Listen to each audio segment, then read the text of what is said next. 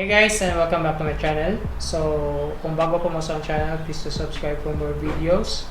So, napoy guitar tutorials, napoy math tutorials, so napod ko DIY projects and repairs.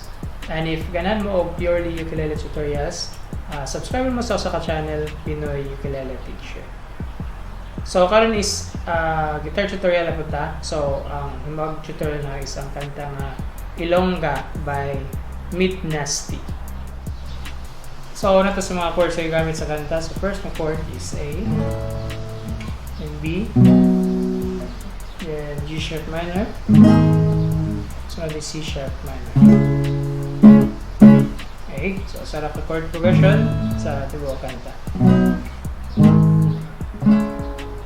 Then sa first part, sa intro, pwede rin ninyo i-strum once kada chord.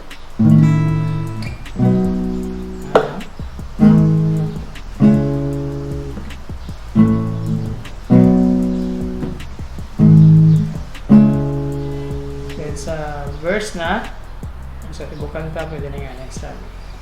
Down, up, down, up, down, down, down, up, down, up, down, down, up, down, up, down, down, up, down, up, down, down, up, down, up, down, down, up, down, down,